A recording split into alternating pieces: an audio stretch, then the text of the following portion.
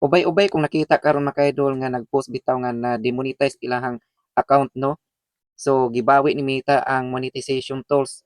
So grabe kasayang mga kaidol kung kana bitaw bawion ang atuang monetization tools, kana may pinakasakit mga kaidol nya nag-earnings na unta, nag-income na nya sa gamay lang nga hinungdan gibawi ni Meta ang mga monetization tools. So careful na gyud ta karong panahon na mga kaidol kay kini si Meta pirmi mag-update nya kada update niya adunay kausaban o istrikto na kay siya mga kaidol. So kinsa pa po'y masayod nga nainato iyang account, naingnana ilang account na demonetize, gibawian og mga monetization tools nga ang ilahang gipang-upload is original.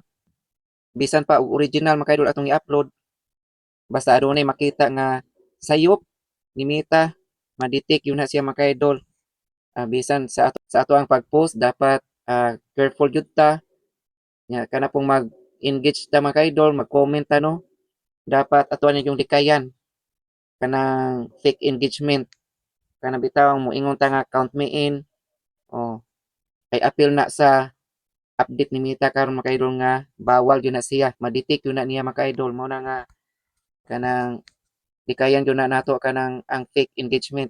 Dapat kung unsay imuhang gitan-aw nga video sa imong kapwa content creator, dapat related gyud mga idol ang imong i-comment ngadto nila. Dili ka nga mo comment kag fake engagement sama ng count me in, follow to follow, unsa pa na diha ka ng minugbo ra bitaw.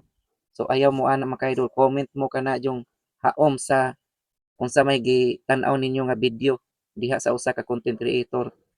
Oh, kaya careful na ta. Dapat mosunod yun ta sa mga policies ni Meta mga idol kay sayang kaayo ang atong account kung adunay mahitabo kung saon na lang. Bisan pag mga big content creator mga idol walay pili kay ang ubang na demonetize mga big content creator man to sila.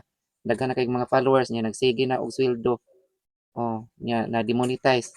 So mao na nga kutob sa atong mahimo atuag yung likayan ang mga possible nga mga violations para dili pahamtangan ni Meta ang atong account og mga violations.